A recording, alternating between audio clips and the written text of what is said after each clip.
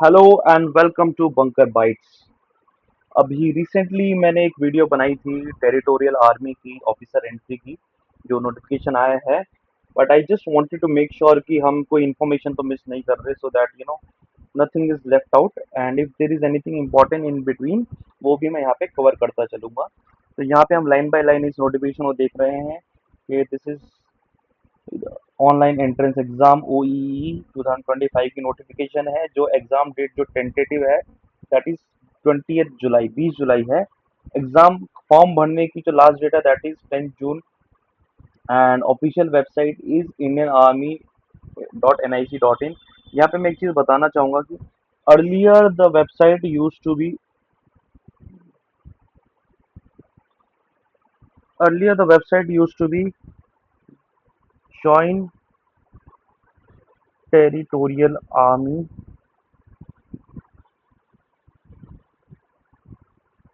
Dot gov.in। ये पहले website हुआ करती थी टेटो आर्मी की, जो कि अभी I think is not functioning as of now. What is the issue, I don't know. तो अभी जो ऑफिशियल वेबसाइट है indianarmy.nic.in है। ये मैं इसलिए बता रहा हूँ बिकॉज जब भी आप सर्च करेंगे तो आपको गूगल पे एक वेबसाइट दिखेगी, territorialarmy.in। ठीक है, टेरिटोरियल आर्मी डॉट इन करके एक वेबसाइट दिखेगी, that is not the official official website. वो एक प्राइवेट वेबसाइट है। ये इन्फॉर्मेशन मैं स्टार्टिंग में ही इसलिए बताना चाहता हूँ कि अगर आप उससे बुक खरीदेंगे तो यू कैन नॉट से बाद में कि अरे हमने तो आप ही की बुक ली थी, उसमें से क्वेश्चन नहीं आए या उसमें से क्वेश्चन आए। Because it is not territorial army की website, it is a private website. उस पे जो, हाँ, बहुत काम की वेबसाइट है बिकॉज सारी इन्फॉर्मेशन एक साथ मिल जाती है। बट उसमें जो बुक्स वगैरह है, these are not from Indian army और territorial army. I just want to make sure कि ये territorial army dot in website जो है, ये प्राइवेट वेबसाइट है, it is not official website. Official website अभी तक थी join territorial army dot gov.in and as of now it is Indian army की जो वेबसाइट है। आगे बढ़ते हैं। Online submission is at Indian army dot nic। No other mode is allowed. Okay. उसके बाद इसमें क्या है, गेनफुली एम्प्लॉयड लोग होने चाहिए। कुछ लोग पूछ रहे थे कि मैं तो सिर्फ ट्यूशन पढ़ा रहा हूँ, या फिर मेरी तो जॉब नहीं है, मेरी एक जॉब छूटी है, दूसरी लगने वाली है, या फिर let me tell you one thing, जब मेरा सिलेक्शन हुआ था I was just into teaching home tuitions, and like I was waiting for the call up of my next job। मेरी जो सिविल सर्विसेज की थी उसका कॉल अप आना बाकी था। But in the mean time I was giving tuition for time being. तो मेरा ज़रूरी ये है कि आपने ITR भरा है कि नहीं, and I filled under self employed. हालांकि by the time the selection happened, by the time I give SSB, I was already working in the next organisation. So I just wanted to clarify this कि gainfully employed का मतलब ज़रूरी नहीं कि आपकी एक job हो। आप ट्यूशन पढ़ा रहे हैं, आप खेती कर रहे हैं, आप पिताजी के साथ हाथ बटाते हैं, जिसमें आपका भी यू आर सेल्फ एम्प्लॉयड। तो आप वहाँ पे कर सकते हैं अप्लाई। एफिडेविट आपको देना पड़ेगा जिसका फॉर्मेट आगे हम देखेंगे। तो गेनफुली एम्प्लॉयड होना चाहिए। और साथ ही साथ क्या होना चाहिए इसके साथ साथ, that okay, so it is an opportunity of donning the uniform and serving the nation as territorial army officers। तो as a civilian, as a soldier, दो अपॉर्चुनिटीज आपको यहाँ पे मिलती है। कितने दिन सोल्जर रहते हैं, कितने दिन सिविलियन रहते हैं, ये मैं कल की वीडियो में कवर करने वाला हूँ, जिसमें हम लाइव सेशन आएंगे 8:30 शाम में। लाइव सेशन, जितने भी डाउट्स होंगे आपके, I am going to cover there. Okay. Male की 18 वैकेंसीज है एंड फीमेल की यहाँ पे 1 वैकेंसी है, टोटल 19 वैकेंसी है। तो जो ऑर्डर ऑफ मेरिट जो बनता है, it is based on the number of vacancies. Okay. इसमें सिर्फ इंडियन सिटीजन्स होंगे, male and female. 18 to 42 years की एज आपकी होती है, 42 इंक्लूसिव एज ऑन 10 जून 2025। उस डेट तक आपकी एज 42 से कम होनी चाहिए।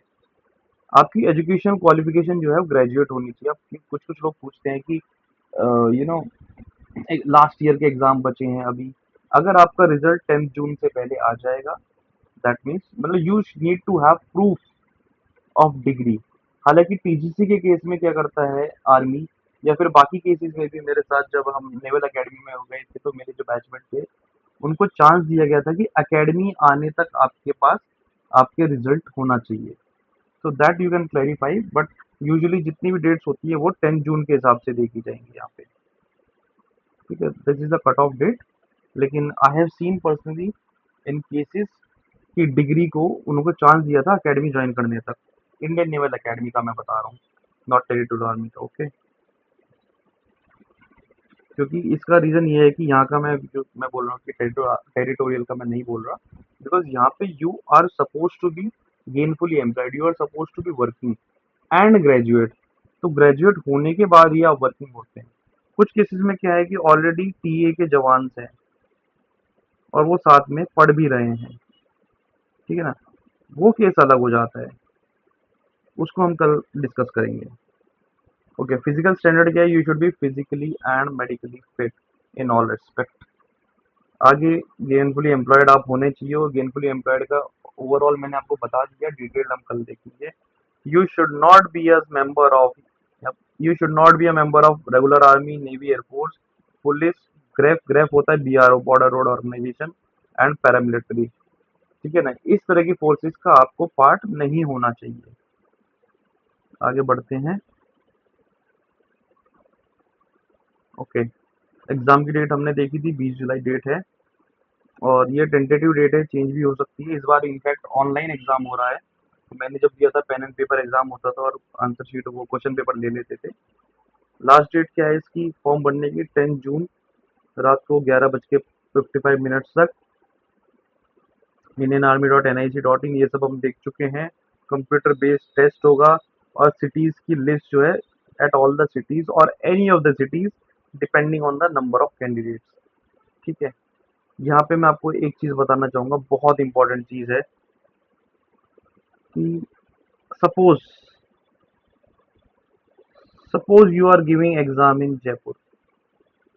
आप कोटा में रहते हैं ना, सिंपल सी बात है, कोटा में रहते हैं। तो कोटा वाले ने जयपुर सेंटर भरा, जयपुर सेंटर भर दिया, और एक कोटा वाले ने सेंटर दिल्ली भरा। अब दोनों में फर्क क्या है? ये आ जाएगा सदर्न कमांड में। तो इसका जो डॉक्यूमेंट चेक वगैरह होगा, पीआईबी पीआईबी होगा या नहीं होगा वो भी है, कि अभी जो नोटिफिकेशन है इसमें पीआईबी के बारे में नहीं दिया गया है। बट जब नंबर्स बहुत ज़्यादा हो जाते हैं, अगर कैंडिडेट बहुत ज़्यादा हो जाते हैं, तो उस केस में it may be there, it may not be there, because there is no clarification कि पीआईबी होगा कि नहीं। पीआईबी क्या होता है? आपके डॉक्यूमेंट चेक किए जाते हैं और 1 से 1.5 मिनट का इंटरव्यू होता है, जिसके बेस पे देखा जाता है कि you know how you are, how you conduct yourself and all those things. ठीक है, वो सब देखा जाता है। ओके, तो सदर्न कमांड में आ जाएगा, तो ये होगा पुणे में। जबकि जिसने दिल्ली भरा था वो नॉर्दर्न कमांड में आ जाएगा, उसका शायद चंडीगढ़ में, चंडीगढ़ या नॉर्दर्न कमांड के किसी स्टेशन में होगा। तो छोटा सा डिफरेंस है कि आपने ये भरा तो सदर्न कमांड और ये भरा तो नॉर्दर्न कमांड, तो आपका पीआईवी सेंटर पूरा का पूरा चेंज हो गया। You can see the difference. तो उस और इनफैक्ट एसएसबी भी काफ़ी हद तक डिपेंड कर सकती है। तो इसलिए सेंटर बड़ा देख के भरिएगा कि आप नॉर्दर्न कमांड में भर रहे हैं कि सदर्न कमांड में भर रहे हैं। ओके, आगे बढ़ते हैं। स्टैंडर्ड क्या है आपका? Elementary mathematics. पहले क्या क्या होगा इसमें? Standard and syllabus.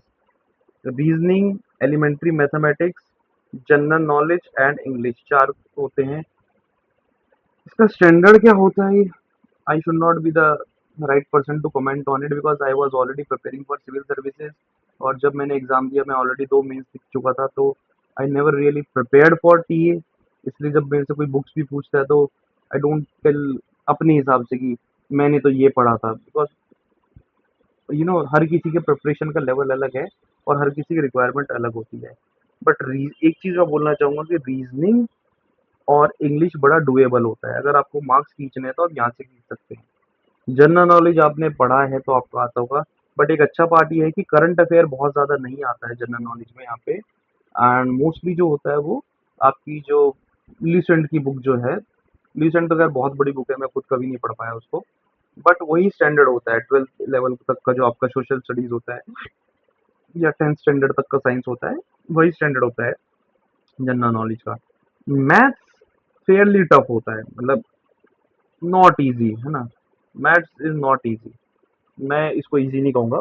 टफ भी नहीं होता बट इजी तो नहीं है मैथ्स। अब यहाँ पे क्या है, सेक्शनल कट ऑफ भी होती है, ये कहीं भी मेंशन नहीं है। ये दिया गया है कि they may have sectional cut off और they may not have sectional cut of.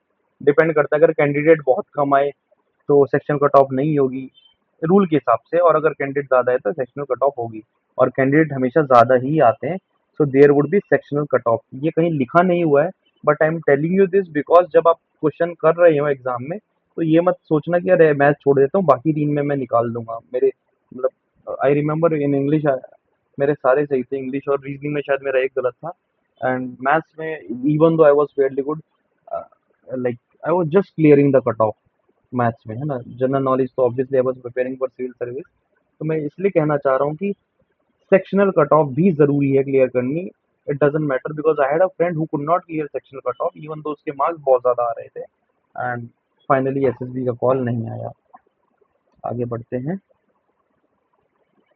Standard क्या है, सिलेबस को हम अलग से कवर करेंगे। रीजनिंग है, एलिमेंट्री मैथमेटिक्स में आपके अरिथमेटिक्स आ जाएगा, अलजेब्रा आ जाएगा, एचसीएम, एलसीएम, सिलेबस को हम डिटेल में अलग से देखेंगे, ठीक है। उसके बाद ट्रिग्नोमेट्री आ गया, ज्योमेट्री आ गया, मेंसुरेशन आ गया, स्टैटिस्टिक आ गया, और जनरल नॉलेज का जो मैंने कहा कि वो 12th लेवल तक का। करंट अफेयर बहुत ज़्यादा नहीं आता, करंट अफेयर भी आता है but one word type questions आते हैं, ओके। बाकी आपके हिस्ट्री, ज्योग्राफी, इस तरह के क्वेश्चंस इसमें होते हैं। साइंटिफिक सब्जेक्ट्स, इंग्लिश आपका आई थिंक 10th लेवल है, उससे ज़्यादा नहीं है। इंग्लिश ज़्यादा टफ नहीं है, ज़्यादा होगा तो आप ये यूपीएससी के जो सीडीएस के, एनडीए के ये सब एग्जाम होते हैं, उनके एंटोनियम सिनोनियम्स वो सब पढ़ के उनको प्रैक्टिस अच्छे से करके जाएंगे, that would be enough. You need to prepare all the topics जो पुराने क्वेश्चन पेपर्स में आ चुके हैं।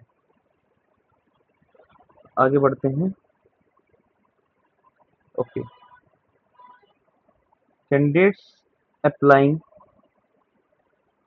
should ensure that they fulfill all the eligibility condition, वरना आपका क्या हो जाएगा, कैंसिल हो जाएगा।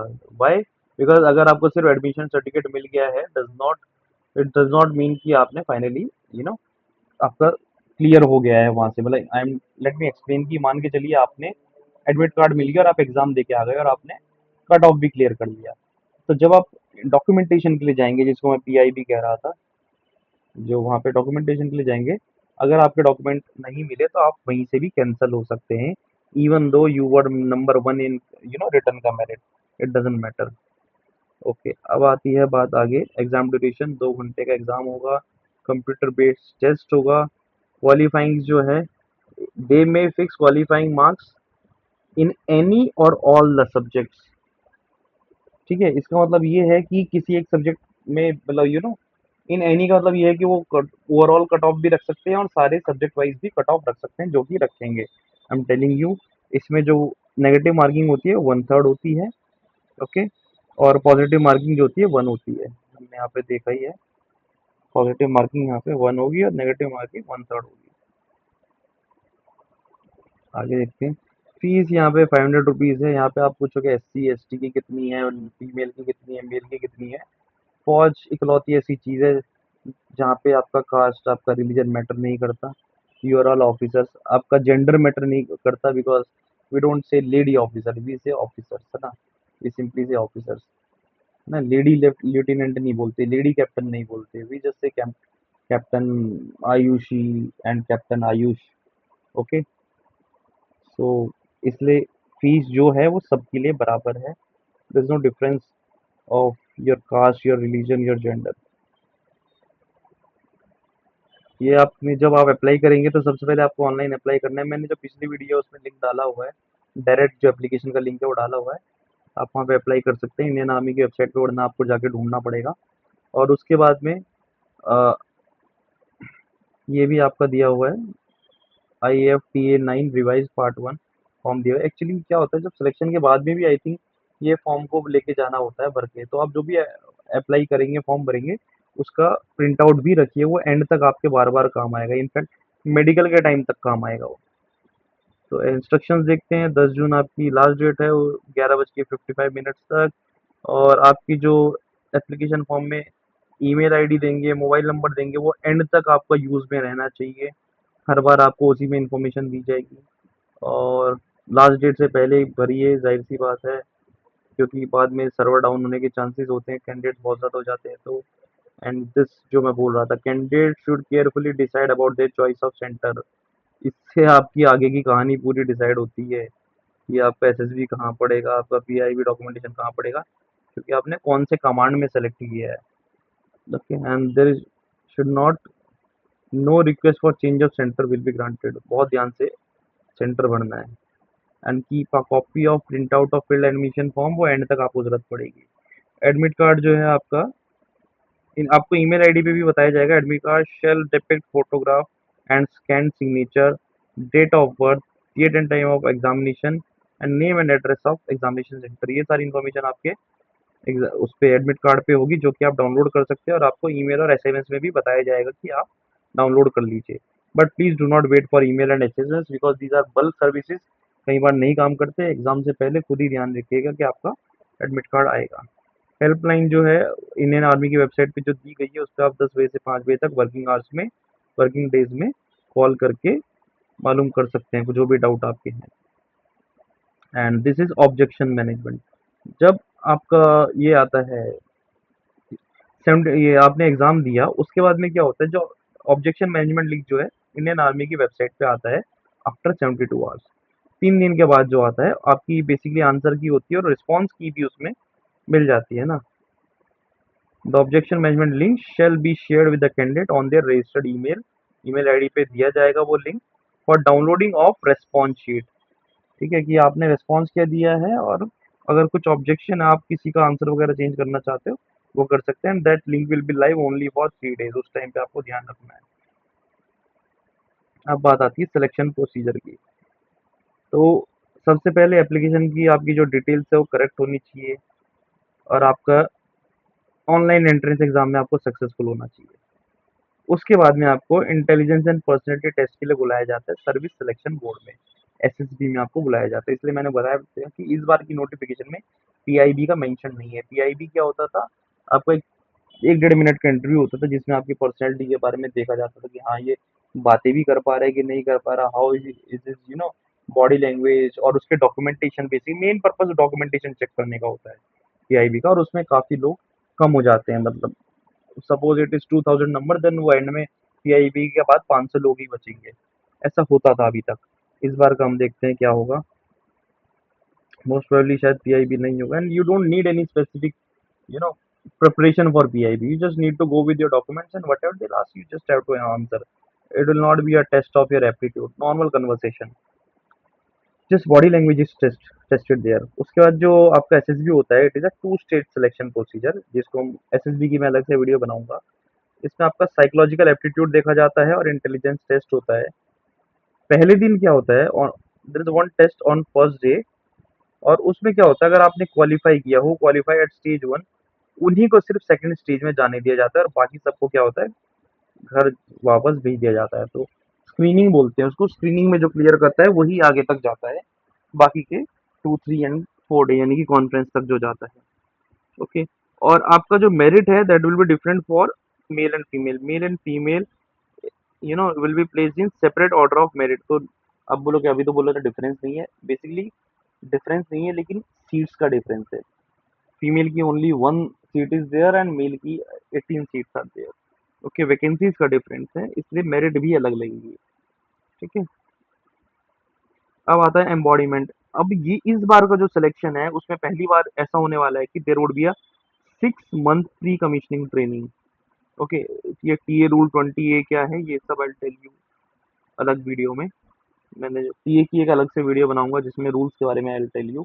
अभी के लिए सिर्फ ये है कि इसमें 6 मंथ्स की प्री कमीशनिंग ट्रेनिंग होगी, यानी कि आप 6 मंथ्स की ट्रेनिंग करोगे, और उसके बाद आप कमीशन होके ऑफिसर बनोगे। अभी तक क्या होता था, आप अपनी यूनिट पे जाते थे, ऑफिसर बनते थे, मतलब 1 महीने की बेसिक मिलिट्री ट्रेनिंग करते थे, फिर आपको यूनिट कमीशन करती थी, और फिर वहां से आप 3 मंथ्स के लिए एकेडमी जाते थे ऑफिसर बनने के बाद। लेकिन अभी क्या होगा, 6 मंथ्स के लिए आप पहले जाओगे, और उसको सक्सेसफुली कंप्लीशन के बाद ही आप ऑफिसर वहां पे बनोगे। ओके, इसके बाद हर साल क्या होंगे, 2 मंथ्स एनुअल ट्रेनिंग कैंप होंगे। वो कब होंगे, अगर आप 6 मंथ से कम एम्बॉडी हैं। If you are not embodied for more than 6 month तो आपको कंपलसरी 2 महीने के लिए ट्रेनिंग कैंप आना पड़ेगा। तो मिनिमम 6 एम्बॉडीड होता है, आप सर्व कर रहे हैं ना। कुछ लोग पूछते हैं ये 2 महीने की है, नहीं, ये पूरे 12 साल की नौकरी है। डिपेंड करता है कि आप 2 महीने कर रहे हैं कि 12 महीने कर रहे हैं। 12 साल के अंदर, सॉरी, 12 महीने की नौकरी है। आपके ऊपर डिपेंड करता है कि आप 2 मंथ्स कर रहे हैं कि नहीं। So it is a part time concept with mandatory 2 months, so 2 months is mandatory. Okay. And उसके बाद it depends on operational requirement mostly exist करती है, but it does not guarantee a full time career. अगर आपका conduct अच्छा नहीं है, आपकी physically you are not fit and all those things, बाकी रीजन है, तो you may not be called for 12 months का यू नो क्या बोलते हैं, एम्बॉडीमेंट। तो रेगुलर आर्मी में तो ये होता है कि चोट लग गई तो फिर भी आप फौज में हो पूरी जिंदगी के लिए, पर यहाँ पे अगर आप अनफिट हो तो आप फौज में नहीं हो, you will not be embodied. Okay. And serving in territorial army does not guarantee pension. आप बोलोगे कुछ लोग तो कहते हैं पेंशन होती है। हाँ, आपको फिजिकली 20 ईयर्स की सर्विस करनी पड़ती है। देखिए, प्रमोशन के लिए 2 months is enough to call it 1 year. कि अगर आपने दो दो महीने तक, 4 साल तक गए तो आप कैप्टन बन जाओगे। लेकिन अगर आप दो दो महीने तक, 20 साल तक गए तो आपको पेंशन नहीं मिलेगी। फिजिकल सर्विस आपकी 20 ईयर्स की होनी चाहिए, यानी कि 20 × 12 मंथ्स की आपकी सर्विस होनी चाहिए। Only then you will get pension. Okay. और कमीशन जो होता है लेफ्टिनेंट की रैंक पे होता है, लेफ्टिनेंट, लेफ्टिनेंट जो भी बोलो। पे एंड अलाउंस जो है, प्रिविलेजेस है, they are same as regular army, उसमें कोई डिफरेंस नहीं है। Okay. Promotion up to lieutenant colonel is time scale, यानी कि लेफ्टिनेंट कर्नल तक आप बनोगे ही बनोगे, अगर आप प्रोवाइडेड आप नेसेसरी एग्जाम्स क्लियर करते हो कि नहीं। Subject to fulfilling laid down criteria, part A B C D exams होते हैं, वो एग्जाम्स क्लियर करने पड़ते हैं। उसके बाद में कर्नल के लिए बोर्ड होता है, कर्नल बोर्ड होता है, ब्रिगेडियर बोर्ड होता है, दैट इज थ्रू सिलेक्शन। लेकिन लेफ्टिनेंट कर्नल तक आप जाते हो। Okay. And officer commission in territory army में be called out for military service for longer duration, जो कि मैंने कहा कि ये 2 महीने की सर्विस नहीं है, पूरे 12 महीने की सर्विस है। डिपेंड करता है कि आप कितने, आपकी रिक्वायरमेंट कितने दिन की है और आप कितने दिन जा रहे हैं। ये रैंक स्ट्रक्चर है, ये आप देख सकते हैं, लेफ्टिनेंट कैप्टन, मेजर, ये सब आप देख सकते हैं। It is exactly same as regular army, बस प्रमोशन का थोड़ा सा डिफरेंस होता है। यहाँ पे आप रेगुलर आर्मी में, यहाँ पे लेफ्टिनेंट से कैप्टन आई थिंक 2 साल में बनते हैं, और यहाँ पे टीएमएफ 4 साल, बाकी सब एग्जैक्टली सेम है। स्टार्टिंग का बस 2 साल का एक्स्ट्रा डिफरेंस है। ओके। अब जो लोग क्वालिफाई कर जाते हैं, candidates who qualify in online CBT, उनको क्या करना है, उनको अपने सारे डॉक्यूमेंट लेके आने हैं, original along with self attested copies at the time of SSB interview. I think इस बार पीआईबी नहीं है, तो सिलेक्शंस भी उसी हिसाब से कम होंगे। पीआईबी होता था तो सिलेक्शंस ज़्यादा होते थे, और पीआईबी में फिर ऑब्वियसली हट जाते थे लोग बाकी के, बट एटलीस्ट रिटर्न में ज़्यादा लोग क्लियर करते थे। तो आपका जो एप्लीकेशन फॉर्म है वो होना चाहिए, and fill it up in their own handwriting. ये फॉर्म डाउनलोड करके रख लेना, बाद में अवेलेबल नहीं होगा, पार्ट 2 वाला जो है। ठीक है। उसके बाद में आपके जितने भी एजुकेशनल डॉक्यूमेंट सर्टिफिकेट्स हैं, मैट्रिक ऑनवर्ड्स यानी कि 10th ऑनवर्ड्स, वो आपको सब लेके आने हैं, ओरिजिनल प्लस जेरोक्स। फिर आपको आईडी प्रूफ लेके आना है, वही आईडी प्रूफ लाना है जो आपने वहाँ पे मेंशन किया होगा। 20 फोटोग्राफ्स लेके आना, ज़रूरत पड़ जाती है। ओके। उसके बाद रेजिडेंशियल एड्रेस का प्रूफ लाना पड़ता है, ये इसलिए बिकॉज आपकी इंक्वायरी जाती है बाद में, पुलिस वेरिफिकेशन वगैरह उस एड्रेस पे जाती है। ओके। उसके बाद age of proof, age of proof क्या हो सकता है आपका, आपकी 10th की मार्कशीट हो सकती है, या फिर आपका डेट ऑफ बर्थ का बर्थ सर्टिफिकेट हो सकता है। ठीक है। गांव सरपंच वगैरह का डेट ऑफ बर्थ का प्रूफ नहीं चलेगा, it has to be SDM office से, जो आपका registrar of birth and death का जो होता है।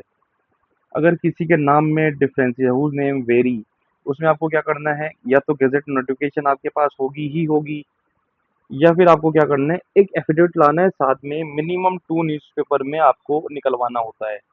एफिडेविट सपोर्टेड बाय न्यूज़पेपर कि मेरा नाम ये नहीं, ये है। ओके। उसके बाद कि हमें क्या करना है, इनकम प्रूफ। उसमें आपको क्या करना है, आपको आईटीआर क्या बोलते हैं, अगर आप जॉब करते हैं तो आपको जॉब का सैलरी स्लिप देना है, और अगर आप सेल्फ एम्प्लॉयड है तो आपको अपना एक क्या बोलते हैं, एफिडेविट देना होता है, साथ में लास्ट ईयर का आईटीआर। अब बोलोगे जॉब नहीं कर रहे तो हम तो खेती करते हैं, देखो नील आईटीआर सबको भरना होता है if you are employed in any way, ठीक है ना। You have to get in, मतलब आपकी सैलरी 1 लाख भी हो तब भी आपको नील आईटीआर फिल करना होता है, ठीक है। अभी तो खुली हुई है window, you can fill. Best part ये है कि इसकी नोटिफिकेशन इस टाइम पे निकली जब विंडो ही ओपन है आईटीआर फिल करने की, तो लास्ट ईयर का जो है यू कैन फिल। ओके, अब एडमिट कार्ड आपका लेकर आना है, जो आपने एग्जाम के टाइम पे दिया था वो एडमिट कार्ड आपको एसएसबी के टाइम भी लेकर आना है। ओके, अब बात आती है, हाँ, सेल्फ एम्प्लॉयड जो कैंडिडेट होते हैं उनको क्या होता है, मिनिमम वैल्यू का आपको क्या बोलते हैं, अपना नेचर ऑफ एम्प्लॉयमेंट का ड्यूली अटेस्टेड एफिडेविट लाना होता है, और आपकी जो एनुअल इनकम है वो भी उस पे मेंशन्ड होगी, साथ में पैन कार्ड की कॉपी और सेल्फ सर्टिफाइड कैरेक्टर सर्टिफिकेट। ध्यान देना, ये सेल्फ सर्टिफाइड है, यूजुअली लोग पता नहीं किसी को पुलिस वुलिस से साइन वाइन करा के ले आते हैं, सेल्फ सर्टिफाइड होना चाहिए। इसका फॉर्मेट भी यहाँ पे दिया हुआ है, certificate to be rendered by candidates employed in, ये सेंट्रल गवर्नमेंट वाले हैं, ठीक है ना। अगर कोई मतलब central government in the sense जो जॉब वगैरह में कर रहे हैं उनका ये है, और जो सेल्फ एम्प्लॉयड है उनका ये होता है, ठीक है।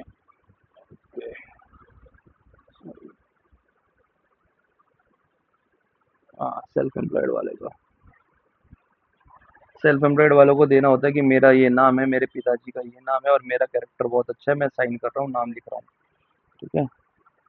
तो ये आपको करना होगा, ये वो बेसिकली फॉर्मेट पूरा दिया हुआ है, ये आपका सेल्फ सर्टिफाइड कैंडिडेट का होना चाहिए। और दूसरा क्या है, अगर आप जॉब कर रहे हैं तो आपके एचओडी का होगा ये, यहाँ पे साइन करके देंगे, ठीक है। इसमें सर्टिफिकेट में आपको क्या दिखना है कि मेरा मैं यहाँ का रेजिडेंट हूँ, पहला एफिडेविट तो आपका कैरेक्टर का हो गया, और दूसरा है आपका जॉब वाला, दो सर्टिफिकेट यहाँ कैरेक्टर, ये या तो पॉइंट 2 भी रख सकते हैं सेम एफिडेविट में भी, आपकी मर्जी है, डजेंट मैटर।